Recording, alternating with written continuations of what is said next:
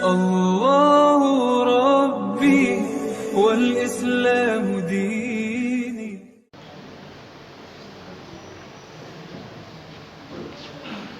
Bismillahirrahmanirrahim. Assalamualaikum warahmatullahi wabarakatuh. Alhamdulillahi wassalatu wassalamu ala rasulillah wa ala alihi wa ashabihi wa man wala, amma ba'du. Bapak-bapak dan ibu-ibu jemaah salat maghrib Masjid Pemuda, a'azzani Allah wa iyyakum.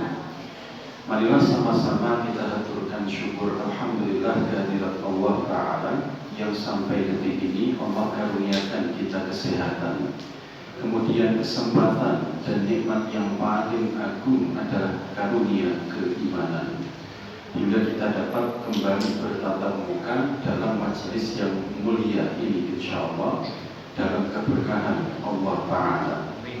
Oleh sebab itu perbanyak lisan kita Bapak Ibu untuk mengucap Alhamdulillahirabbil alamin. Ini kalimat syukur dengan lisan yang Allah akan limpahkan pahala luar biasa bagi yang membacanya. Dalam satu riwayat yang sahih, riwayat Imam Muslim, Nabi mengatakan, man qala, siapa yang membaca Alhamdulillahirabbil alamin, kutibat isyrina hasanah, akan dicatat oleh Allah 20 kebaikan.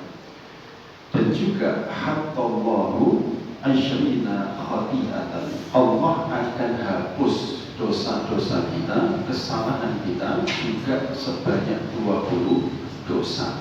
Maka mengingat fadilahnya yang luar biasa, dalam setiap kesempatan Bapak Ibu hendaknya kita membaca zikir yang satu ini, Alhamdulillahirabbil alamin. Baik, tanpa berpanjang kalam karena nanti pembahasannya akan cukup panjang sehingga waktu kita akan lebih bermanfaat kalau kita mulai secara langsung. Bapak Ibu yang dimuliakan oleh Allah Ta'ala, kita akan masuk ke pembahasan surah Al-Baqarah mulai ayat yang pertama hingga seterusnya. Sebelumnya sedikit kami berikan muqaddimah Bapak Ibu. Surah Al-Baqarah itu termasuk surah yang Allah turunkan setelah Nabi berhijrah. Namanya kemarin surah Madaniyah Bapak Ibu. Surah yang Allah turunkan setelah Nabi berhijrah ke Madinah. Dan semua ayat di dalam surah Al-Baqarah ini turun di kota Madinah kecuali satu ayat saja Pak, yaitu ayat yang ke-281. Itu ayat turun saat Nabi melaksanakan haji wada, tepatnya saat di Mina turunlah ayat 281 itu, yaitu firman Allah Subhanahu wa Ta'ala, wattaqu yawman turja'una fihi ila Allah, ila akhir ayat. Mengapa ia dinamakan dengan surah Al-Baqarah? Al-Baqarah artinya apa? Sapi betina. Kalau sapi jantan, apa? Sapi jantan itu Taurus atau As-Saur. Ada ulama namanya Sufyan As-Sauri. Itu julukan dulu yang diberikan oleh masyarakatnya ya. Kalau perempuan atau betina Al-Baqarah. Mengapa dinamakan surah ini dengan surah Al-Baqarah? Karena di dalam pembahasan surah nanti ada namanya kisah pembunuhan, yaitu Al-Qatil wal-Maqtul di masa Bani Israel. Ada seorang anak yang anak ini itu tergolong anak yang nakal, tidak sabar menerima warisan dari pamannya. Karena syariat di masa itu, kalau paman tidak punya anak Pak, maka yang akan mendapat warisan itu adalah keponakannya. Tidak sabar hartanya supaya dan cepat dimilikinya, maka si paman ini dibunuh Pak oleh si anak. Nah, untuk mengetahui siapa pembunuhnya, itu Bani Israel disuruh untuk menyembelih sapi betina oleh Allah Ta'ala melalui lisan Nabi Musa alaihissalam. Disebutkan nanti di ayat yang ke-67, wa idh qala Musa liqaumi innallaha ya'murukum an tadhbahu baqarah. Allah memerintahkan kepada Nabi Musa. Nabi Musa memerintahkan kepada kaumnya supaya menyembelih sapi betina. Nanti akan ada lanjutannya, Pak. Kita akan bahas insya Allah kalau ada waktunya nanti. Ala kulli hal, penamaan surah ini itu dikarenakan ada pembahasan tentang sapi betina, kisah Bani Israel, Bapak Ibu sekalian. Ada keutamaan di dalam surah ini yang apabila kita membacanya akan mendapat banyak fadilah. Sedikit saja. Yang pertama, membaca surah Al-Baqarah, Bapak Ibu, kelak akan menjadi hujjah bagi kita di yaumil kiamah. Allah akan limpahkan yang disebut dengan syafaatul Quran bagi hamba-hambanya yang gemar membaca surat ini. Apa? Akan diberikan naungan, Bapak Ibu, saat di padang mahsyar nanti. Saat jarak kita dengan matahari itu sekitar kami dari mil, sekitar 1 mil saja, 1,6 kilometer. Tidak ada satupun naungan yang diberikan saat itu kecuali atas izin Allah. Salah satunya ini, Pak, naungan membaca surah Al-Baqarah atau naungan membaca Al-Quran Karim. Disebutkan di dalam riwayat Imam Muslim, dikutip juga di dalam kitab Riyadhus Shalihin Imam Nawawi, ya, sering kita kaji itu. Rasulullah SAW bersabda, "Iqra'ul Qur'an fa innahu ya'ti yawmal qiyamati syafi'an li ashabihi." Baca itu Al-Quran, kelak ia akan datang di hari kiamat syafi'an, sebagai pemberi syafaat, sebagai penolong kita, Bapak Ibu. Kemudian Nabi melanjutkan, "Iqra'uz Zaharawain." Baca oleh kalian Az-Zaharawain. Zaharawain itu bentuk isim musanna dari kata zahra, bunga atau sesuatu yang indah, Pak.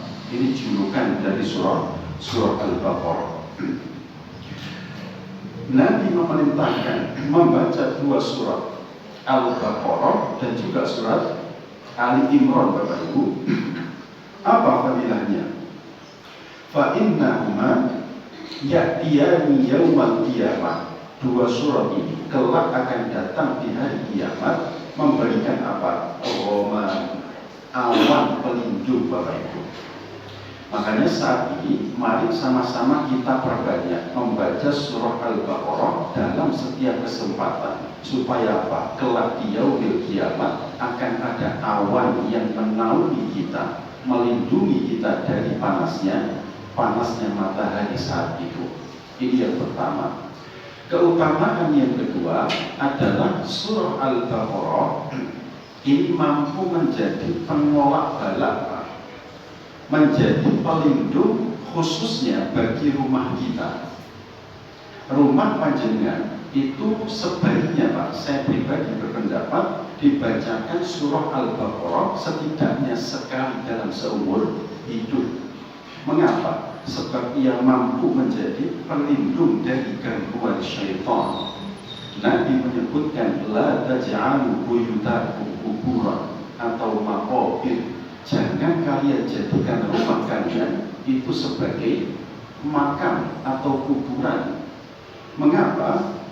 Sebab kalau rumah yang tidak dijadikan tempat sholat, kemudian tidak dibacakan Al-Quran, itu sifatnya seperti kuburan, Pak.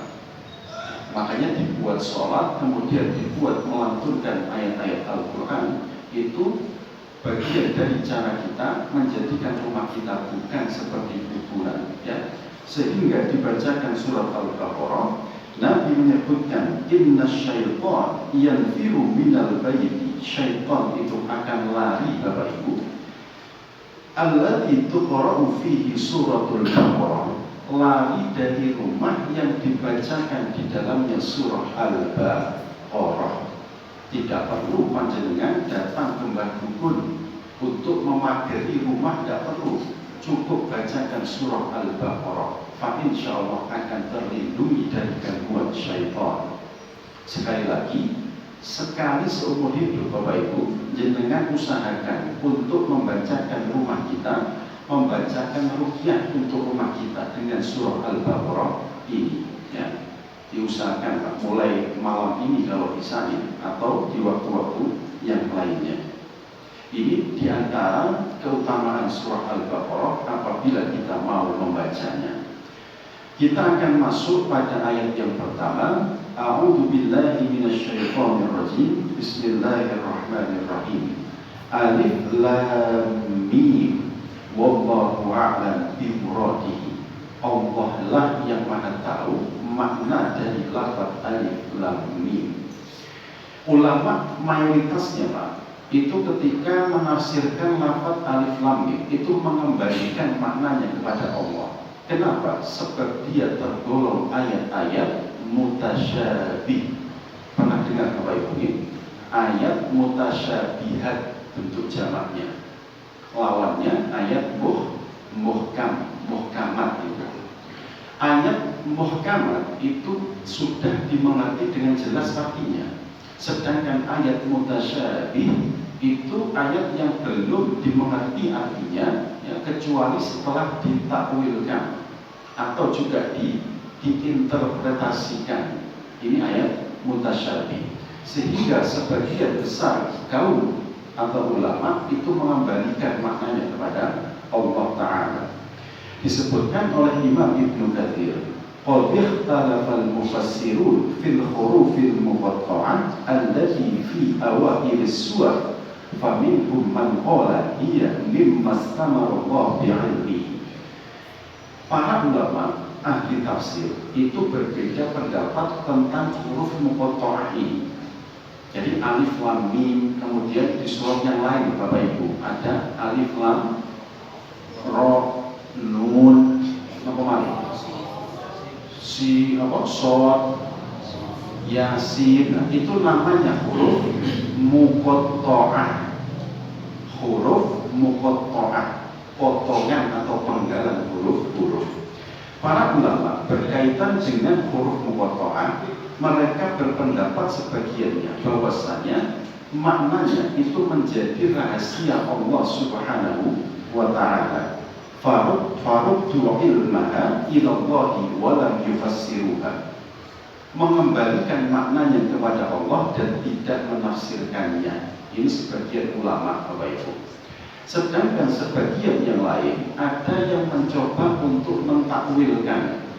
Seperti sahabat Ibnu Abbas, ya, itu mencoba untuk memberikan makna sebagai ijtihad beliau. Alif itu adalah lambang dari Allah Subhanahu wa Ta'ala. Sedangkan lam itu adalah malaikat dan juga mim adalah Muhammad sallallahu alaihi wasallam. Sehingga dipahami Al-Qur'anul Karim ini datang dari Allah melalui perantaraan Jibril, malaikat Allah, disampaikan kepada Muhammad sallallahu alaihi wasallam. Ini diantara takwil yang ada di dalam memahami ayat ini. Sedangkan ulama yang lain Bapak Ibu memahami alif lam mim itu bukan secara takwil. Memahami alif lam mim seperti disebutkan di sini oleh Imam Zamakhsyari namanya. Punya tafsir namanya tafsir Al-Kasyaf. Ada di rumah saya nggak bawa ini. Beliau mengatakan wa innama karrarat liyakuna ablaghu fit tahaddi. Banyak huruf muqatta'ah yang diulang dalam Al-Qur'an seperti tadi alif lam mim, yasin dan lain sebagainya, itu sebagai at-tahaddi. At-tahaddi itu tantangan. Tantangan bagi siapa? Bagi orang-orang kafir musyrikin Makkah saat itu, yang menuduh Nabi Muhammad SAW itu sebagai al-muftari. Orang yang membuat Al-Quran, orang yang menciptakan Al-Quran, itu tuduhan orang-orang musyrik kepada baginda Nabi Muhammad SAW. Sehingga Al-Quran datang itu dengan menunjukkan huruf muqatta'ah tadi. Fungsinya apa? Menjadi tantangan bagi mereka. Hei orang-orang kafir, Al-Quran itu tersusun dari huruf-huruf. Seperti dalam ayat ini, huruf-huruf itu membentuk satu kalimat. Satu kalimat membentuk satu ayat. Kalian pun bisa membaca, kalian juga bisa bersyair. Kalau memang engkau menuduh ini ciptaan Muhammad, tentu kalian akan bisa membuat yang semisal dengan Al-Quran Bapak Ibu. Maka kemudian Allah Subhanahu wa Ta'ala memberikan tahaddi, tantangan kepada mereka. Yang pertama disebutkan oleh Allah Ta'ala di dalam ayat surat Hud ayat 13 itu Bapak Ibu. A'udzu billahi minasyaitonir rajim. Bismillahirrahmanirrahim. Qul fa'tu bi asyri suwarin muftariyat. Kalau engkau tidak percaya ini datang dari Allah Ta'ala, baik, silahkan kalian buat, silahkan kalian datangkan 10 saja surah yang semisal dengan Al-Quran.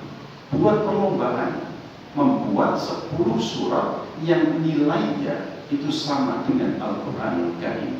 Sampai detik ini Bapak Ibu, mereka orang-orang yang tidak percaya Al-Quran kalam Allah nggak bisa membuktikan Pak, membuat 10 surat Al-Quran.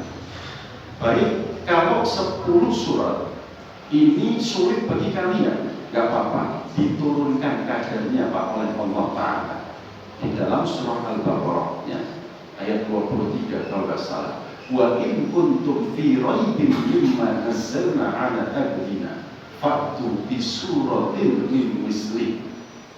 Datangkan satu saja surat yang semisal dengan Al-Quran, kalian buat kalau memang bisa. Dan sampai detik ini Bapak Ibu sekalian, tidak ada satupun bangsa Arab yang mukmin maupun yang kafir yang membuat sama persis dengan Al-Quran Karim. Dipun satu saja itu masih sulit buat kalian, diturunkan Pak kadarnya oleh Allah Ta'ala menjadi satu tapi dikerjakan banyak orang. Disebutkan di dalam surah Al-Isra ayat 88 itu, qul la in istama'atil insu wal jinnu ala ayyatu bi istihadal Qur'an. Silakan kalian berkumpul, manusia dan juga jin, profesor ahli bahasa dari kalangan manusia, monggo diundang. Profesor ahli sastra dari bangsa jin, silahkan kalian berkumpul membuat muktamar dalam rangka menciptakan Al-Quran tandingan. Gak usah 10, satu tok Pak. Lagi-lagi tantangan yang semacam ini tidak mampu dijawab oleh mereka Bapak Ibu. Sehingga Al-Quran Karim memberikan tantangan semacam ini untuk membuktikan bahwasanya ini memang benar-benar datang dari Allah Subhanahu wa Ta'ala. Makanya panjenengan kemarin waktu 17-an Pak, rugi kalau mengadakan lomba makan kerupuk. Keliru Pak, torok panjenengan Pak, ngetono bodoh hadiah. Ini lombanya, ayo lomba membuat satu surat yang semisal dengan Al-Quran. Aman Pak, dana panjenengan gak metu damel hadiah. Sekali lagi sampai detik ini tidak ada yang mampu menciptakan satu surat seperti halnya Al-Quranul Karim. Memang dalam sejarahnya Pak, itu ada orang yang mencoba untuk membuat atau menciptakan karya cipta seperti Al-Quran. Nabi-nabi palsu di masa lalu banyak ya. Ada nabi palsu namanya Aswad Al-Ansi Al-Yamani, orang Yaman. Ada lagi Haris bin Sa'id Ad-Dimaski dari Damaskus, Syria, termasuk yang sangat terkenal, panjenengan semua tahu, namanya Musailamah Al-Kadzdzab. Itu juga pernah membuat semisal dengan Al-Quran sebagai wujud jawaban atas tantangan Al-Quran itu. Mereka membuat satu ayat atau satu surat, contohnya nih, ada namanya surah Al-Wabur. Al-Wabur itu artinya bulu, Pak. Bulu ini wabur namanya. Jadi saat didatangi oleh sahabat Nabi namanya Amr bin As. Amr bin As ini ditanya oleh Musailamah, apa sih yang diajarkan Muhammad kepada engkau? Maka Amr bin As menyebutkan satu surat. Beliau mengajarkan kepada kami satu surat yang sangat syarat akan maknanya mendalam. Dibacakan surat Al-Asr kepada ibu. Wal asri, demi masa, innal insana lafi khusrin, sesungguhnya manusia itu berada dalam kerugian, hingga ayat yang terakhir. Maka sejenak Musailamah Al-Kadzdzab itu tunduk memang pura-pura mendapatkan wahyu. Lantas turunlah wahyu kepadanya, katanya gitu, yaitu surah Al-Wabur. Berikut bunyinya gini: Ya wabur, ya wabur, wahai bulu, hei bulu, katanya. Innama anta iradun wa sadar, sesungguhnya engkau hanyalah sebutan dan engkau bermunculan. Niku al-wabur. Wasairuka nafrun naqab, dan keseluruhanmu adalah sekumpulan pelubang. Nah, ini secara makna, Pak, nggak ada. Secara makna itu tidak menunjukkan kalau ia datang dari Sang Pencipta. Yang namanya bulu dari dulu ngeten iki. Yang muncul dari lubang namanya pori-pori, nggak ada maksudnya sama sekali, Bapak Ibu. Contoh yang kedua misalnya, Musailamah Al-Kadzdzab ingin menandingi surat Al-Fil. Al-Fil apa makna Ibu? Gajah, itu Al-Fil. Ia mengatakan, aku diturunkan surah Al-Fil dari Allah Ta'ala membacakan Al-Filu Al-Fil, gajah. Tahukah engkau apa itu gajah? Wa ma adraka mal fil, dan tahukah apa itu gajah? Al-filu adzan, sebentar saya lupa. Lucu Pak. Lahu danbun wabir wa khurtumun tawir. Gajah itu punya telinga yang lebar. Wa khurtumun tawir, dan dia punya hidung yang panjang. Lek jare wong Surabaya yo kepiye cah. Gak usah mau kandani, wis ngerti. Ini untuk menandingi surah Al-Fil milik kaum muslimin, Bapak Ibu. Bedakan di dalam surat Al-Fil milik kita umat Islam yang turun dari Allah itu syarat akan makna, Pak. Apa maknanya?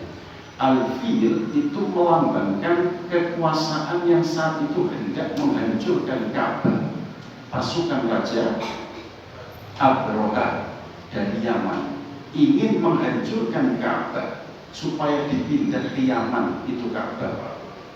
Kebesaran yang semacam itu ternyata hancur oleh pasukan yang disebut dengan Toyron Ababil, burung ababil, Bapak Ibu. Ada maknanya, ada syarat akan kisah, syarat akan pelajaran bagi umat selanjutnya. Sedangkan Al-Fil milik Musailamah Al-Kadzdzab, apa maknanya?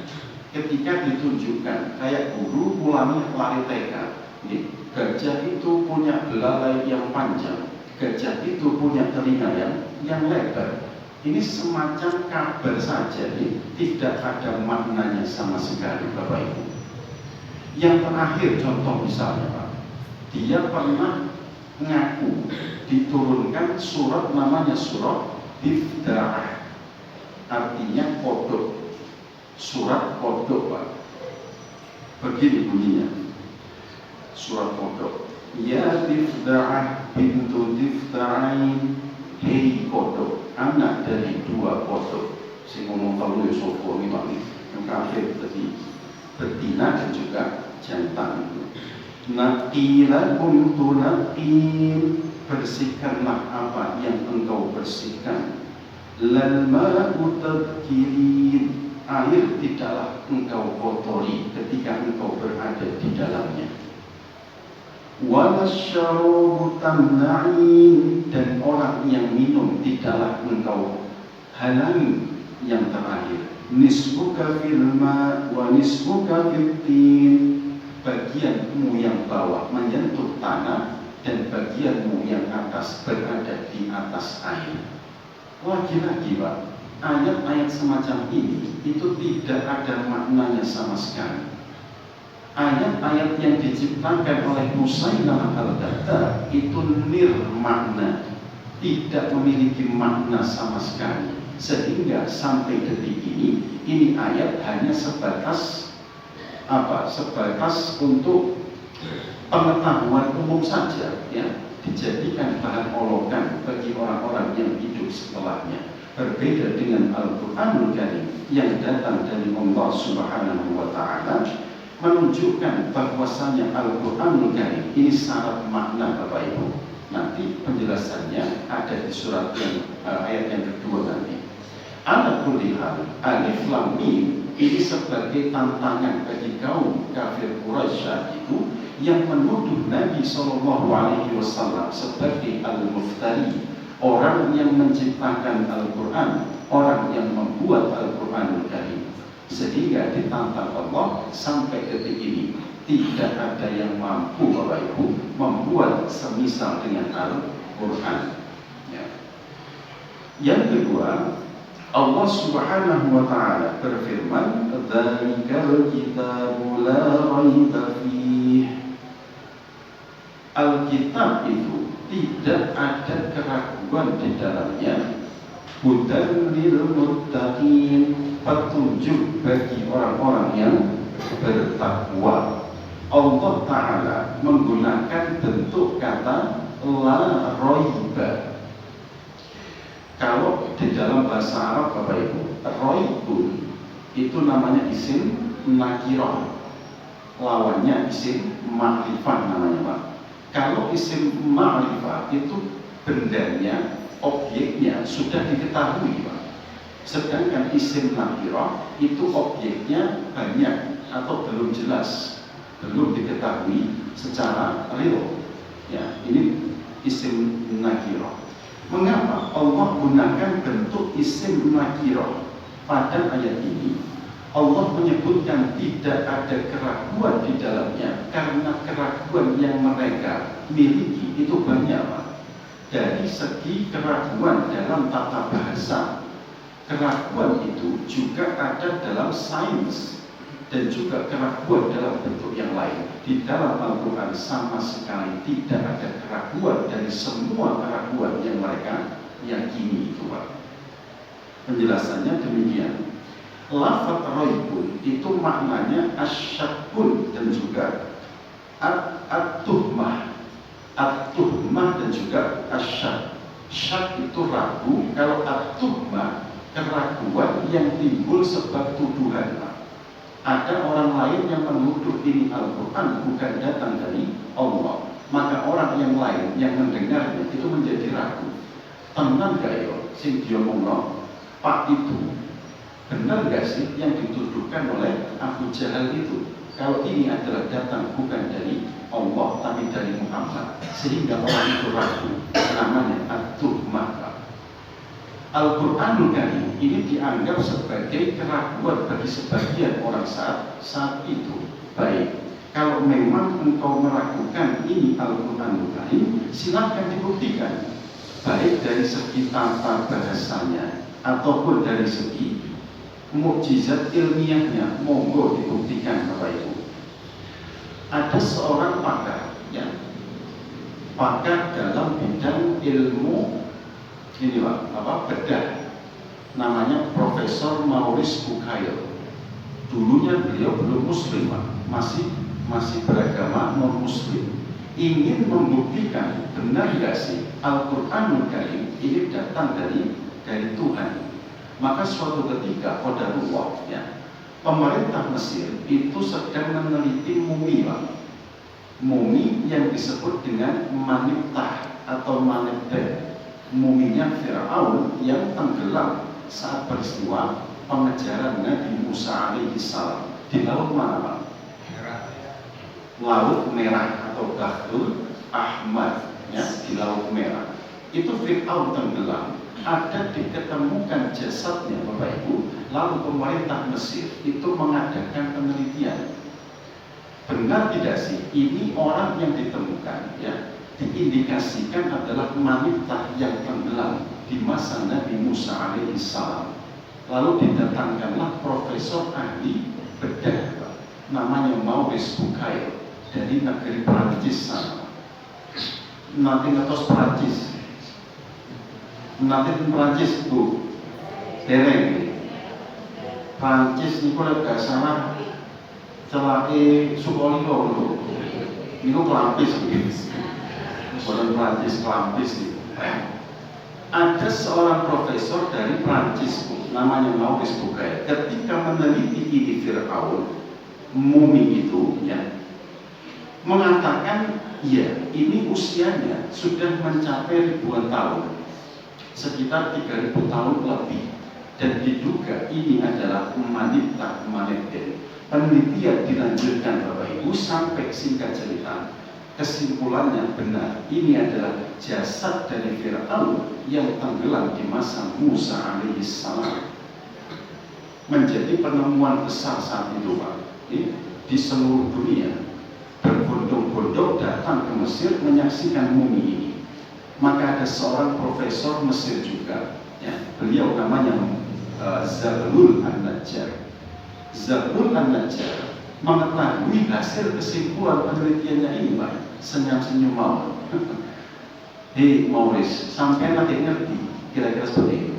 Kamu baru tahu kalau jasad Fir'aun itu masih utuh. Ya iya loh, ini baru saya teliti, ditemukan di era modern saat ini.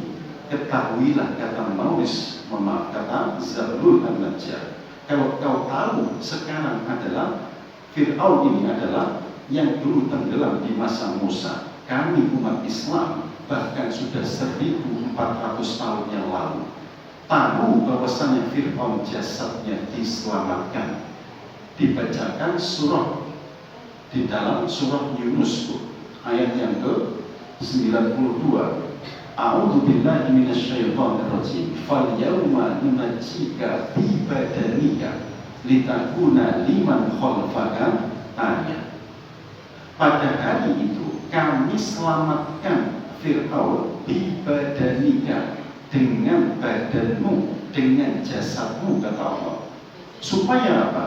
Litakuna liman khalfaka ayat, menjadi pelajaran bagi orang-orang yang hidup setelah itu. Ini mukjizat Al-Qur'anul Karim Bapak Ibu, yang baru bisa diketahui di era modern dengan ilmu pengetahuan yang sudah maju. Tapi Al-Quran sudah membicarakan ini bahkan 1400 tahun sebelum ilmu pengetahuan berkembang. Kayak tercengang, ini nggak mungkin kalau tidak datang dari Sang Maha Tahu, tidak mungkin datang kalau bukan dari Tuhan itu sendiri. Maka dia pun mengucap la ilaha illallah Muhammadur Rasulullah, masuk Islam Pak, gara-gara mukjizat yang ada dalam Al-Quran, mukjizatul ilmi. Ada lagi contoh, seorang profesor di Thailand, namanya Profesor Tagata Tejasen. Dia itu ahli ilmu dermatologi Pak, tentang kulit ini, ya. Suatu ketika ia meneliti, kemudian menemukan bahwasanya lapisan kulit manusia itu terdiri dari struktur-struktur Pak. Ada lapisan namanya epidermis, di bawahnya ada lapisan dermis, dan juga lapisan-lapisan yang lainnya. Sementara saat ada orang yang mencoba untuk menjelaskan kepadanya, engkau baru tahu kalau lapisan kulit manusia itu bertumpuk-tumpuk, tidak cuma satu. Kami umat Islam ini sudah tahu sejak lama kalau lapisan kulit manusia itu berlapis-lapis. Dibacakan oleh seorang yang berdiskusi dengan profesor itu Pak, yaitu surat An-Nisa ayat 56. kullama nadijat juluduhum badalnahum juludan ghairaha, untuk menjelaskan kepada dirinya dan juga kepada kita umat Islam kelak di akhirat saat orang disiksa di neraka itu ketika kulitnya ini terbakar hangus, badalnahum juludan ghairaha, kata Allah, akan kami ganti itu kulit dengan kulit yang lain. Secara value, secara nilai, ini ayat berbicara tentang lapisan kulit Bapak Ibu. Dengan hasil penelitiannya yang selama ini ia tekuni, kok ternyata Al-Quran sudah menyinggung itu ribuan tahun yang lalu, menjadikan seorang yang ahli dalam bidang dermatologi itu pun masuk Islam, mengucap dua kalimat syahadat, asyhadu an la ilaha illallah wa asyhadu anna muhammadar rasulullah, dzalikal kitabu la raiba fihi. Inilah kitab, tidak ada keraguan sama sekali di dalamnya. Jenengan kalau ahli dalam bidang apapun, monggo Pak diteliti ini Al-Quran. Dalam bidang tata bahasa, monggo yang ahli-ahli bahasa cari satu kesalahan gramatika dalam Al-Quran, pasti panjenengan tidak menemukan Pak. Sebab sempurnanya tata bahasa di dalam Al-Quranul Karim ini semakin menunjukkan bahwasanya Al-Quran bukan datang dari Muhammad, bukan datang atas karya cipta Muhammad, tetapi datang dari Allah Subhanahu wa Ta'ala. Hudan lil muttaqin, petunjuk bagi orang-orang yang bertakwa. Oleh sebab itu Bapak Ibu, kalau kita mau tetap di dalam petunjuk seperti disebutkan dalam ayat sebelumnya, ihdinas siratal mustaqim, kita minta agar ditetapkan di jalan yang lurus, itu cara yang paling potensial apa? Mengkaji ayat-ayat Al-Quranul Karim seperti ini Pak. Ngaji itu bagian dari cara kita untuk mendapat petunjuk dari Allah Subhanahu wa Ta'ala. Oleh sebab itu tidak ada salahnya Bapak Ibu kalau panjenengan nge-share pengajian ini, ajak anak panjenengan, ajak saudara panjenengan Bapak Ibu mengikuti pengajian ini, akan menjadi wasilah hidayah, akan menjadi perantaraan datangnya hidayah kepada kita umat yang bertakwa. Maka ngeten iki kan ada streamingnya Pak, jenengan yang punya WhatsApp, punya Instagram, punya YouTube, monggo di-share untuk menebar kebaikan ya. Siapa yang memulai satu kebaikan kemudian diikuti oleh orang lain Pak kebaikan itu, maka dia pun mendapat pahala mislu man amilah, seperti orang yang beramal dengan amal itu. Dengan ngaji, kemudian hasil pengajiannya itu di-share, dibagikan kepada orang lain, lalu orang lain pun ikut di pengajian ini, panjenengan pun bakal dapat pahalanya Bapak Ibu. Ini sudah ada streamingnya, monggo di-share. Pengajian bersama Ustadz Sutomo lah gitu. Lek kula aja sih mungkin viral gawat ini. Diundang di TV One terus lagi mau kula. Nah, ala kulli hal monggo ya, sebagai wasilah hidayah kita share kebaikan-kebaikan yang ada ini ya. Petunjuk bagi orang-orang yang bertakwa. Nanti orang yang bertakwa itu penjelasannya di ayat selanjutnya Pak. Nah, sampai di sini Bapak Ibu, dua ayat ini ada yang belum jelas. Monggo saya buka pertanyaan. Ada yang belum jelas pembahasan alif lam mim dan juga dzalikal kitabu la raiba fihi. Ada yang bertanya Bapak Ibu sebelum kami lanjutkan? Nonton nih. Baik. Kita lanjutkan sedikit ya. Sebelum adzan tiba. Alladzina yu'minuna bil ghaibi wa yuqimuna as-salata wa mimma razaqnahum yunfiqun. Yang disebut muttaqin itu alladzina yu'minuna bil ghaib, mereka yang beriman dengan yang ghaib. Ghaib itu ada dua Pak. Ada ghaib yang bersifat nisbi, ada ghaib yang bersifat mutlak. Contoh misalnya ghaib yang bersifat nisbi. Saya Pak membawa sesuatu di kantong saya ini Pak. Saya tahu apa isinya. Panjenengan ngertos, kula mboten napa. Mboten ngertos. Berarti ini ghaib buat panjenengan, bukan ghaib untuk saya. Sedangkan yang dimaksud ghaib pada ayat ini adalah ghaib yang bersifat mutlak. Tidak bisa akal kita, mata kita ini mengetahui perkara tersebut. Contoh misalnya adanya surga dan neraka, kita ini belum tahu.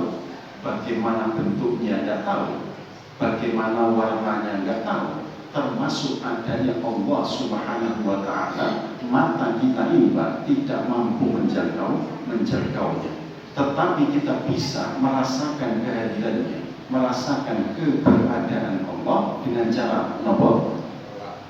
Dengan cara tafakkur, memikirkan ciptaan Allah Ta'ala.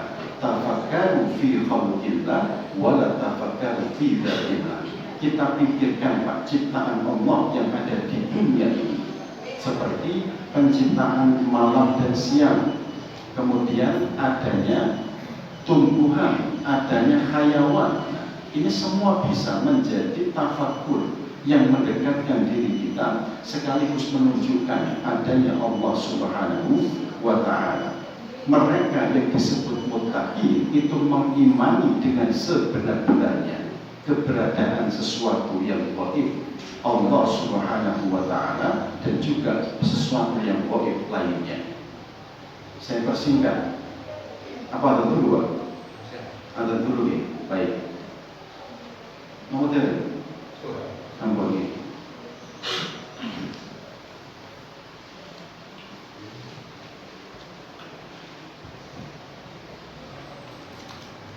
Untuk memperoleh pemahaman yang utuh, maka disebutkan oleh Imam Ibnu Katsir yang dimaksud beriman dengan yang gaib tadi itu yu'minuna billah, beriman kepada Allah, kemudian wa malaikatahu, kepada para malaikatnya, wa kutubahu, dan juga kepada kitabnya, dan juga kepada Rasul, adanya hari akhir, adanya surga dan neraka. Itu semua iman dengan yang gaib.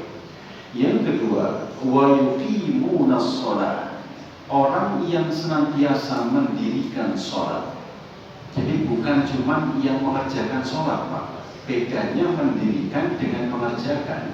Itu kalau mengerjakan, panjenengan asal sholat itu mengerjakan.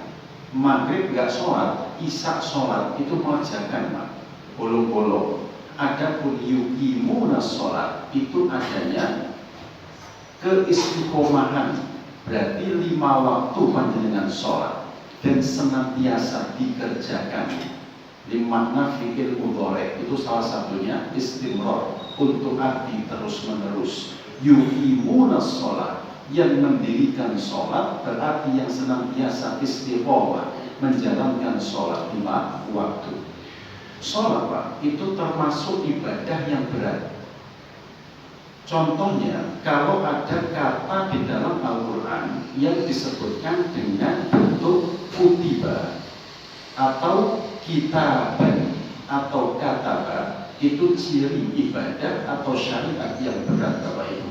Contoh misalnya puasa, Allah menyebutkan kutiba alaikumusiyam, disebutkan lafaz kutiba. Sholat ini juga disebutkan inna sholata alal mu'minin kitaban mawquta, bentuk isimnya. Apalagi yang berat, kisos, kutiba alaikumul kisosu fil qatlah. Jadi ibadah atau syariat yang berat itu biasa disebut dengan perintah, kataba atau kutiba. Nah, sholat ini adalah ibadah yang berat. Pernah suatu ketika saat Nabi melakukan peristiwa Isra dan Mi'raj, saat Nabi Mi'raj bertemu dengan Allah di Sidratul Muntaha dari Balik Hijab, ya, Nabi menerima perintah berapa Pak sholat? 50 kali dalam satu hari. Disebutkan di dalam Kitabul Iman, dalam Sahih Muslim itu. Imam Bukhari menyebutnya dalam Kitabus Shalah, di dalam Sahihnya itu. Beliau turun ke langit yang kelima, kemudian bertemu dengan Nabi Musa alaihissalam. Nabi Musa memberikan salam kepada Nabi supaya apa? Minta rukhsah kepada Allah, karena umatmu tidak akan mampu melaksanakan ibadah yang berat itu. Sampai dengan maha kasihnya Allah menurunkan Pak, dari 50 menjadi 5 kali dalam satu hari. Itu pun masih berat bagi Nabi Musa alaihissalam. Beliau mengatakan, sesungguhnya kami pernah menerapkan syariat ini kepada Bani Israel, tapi menemui kegagalan. Syariat yang berat, ya. Orang yang bertakwa itu bisa menjalankan syariat yang berat ini, sholat 5 waktu. Ingat, beratnya syariat ini Pak, itu sebanding dengan ganjaran yang diberikan, sekaligus sebanding dengan dosa yang akan dilimpahkan kepadanya. Apa dosanya? Orang yang sengaja meninggalkan sholat, Bapak Ibu, kata Nabi SAW, al-ahdu bainana wa bainahum, perjanjian antara aku, batas antara kami dengan orang-orang kafir itu adalah sholatnya. Faman taroka faqad kafara. Siapa yang meninggalkan ini sholat, dia tergolong orang yang kafir. Hati-hati Pak. Dengan yang sudah tahu hukum bahwa sholat itu wajib, kok sampai meninggalkan ini sholat, faqad kafara, menjadi kafir. Ini perlu hati-hati. Yang kedua, singkat saja, pahala bagi orang yang menjalankan sholat dengan benar, dengan 5 waktu mendirikan sholat.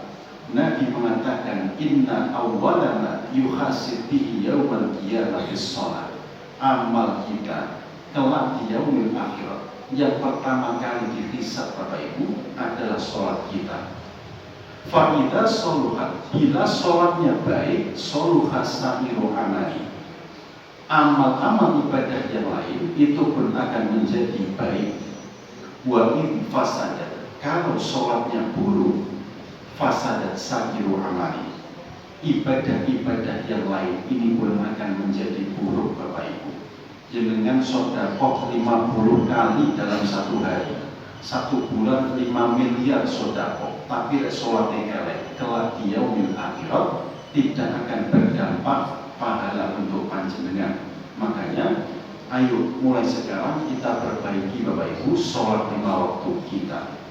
Dan yang terakhir, orang yang bertakwa itu adalah wa mimma razaqnahum yunfiqun.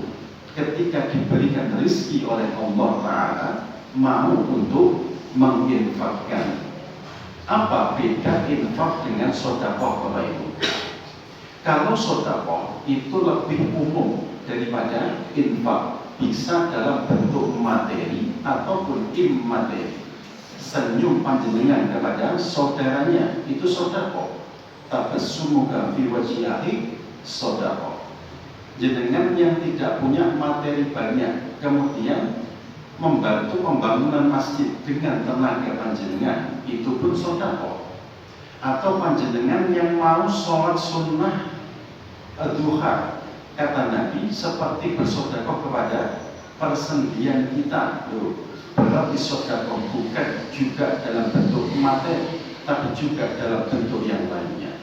Ada pun yang disebut dengan infak, itu adalah pemberian panjenengan dalam bentuk materi Bapak Ibu. Jenengan masukkan uang ricikan di kotak infak dalam bentuk materi, itu adalah infak, ya. Bapak Ibu yang mensedekahkan sebagian rezekinya untuk pembangunan panti asuhan, itu pun namanya infak, termasuk juga sedekah. Maka ini nanti juga insya Allah akan kita perdalam pada pertemuan selanjutnya, mengingat waktunya yang sangat-sangat terbatas Bapak Ibu. Bila ada yang salah dan kami sampaikan, semata datang dari saya selaku hamba yang dhaif. Bila ada kebenaran, semata datang dari Allah Subhanahu wa Ta'ala. Ada pertanyaan Pak? Betul ya? Baik. Billahi taufiq wal hidayah. Wassalamualaikum warahmatullahi wabarakatuh.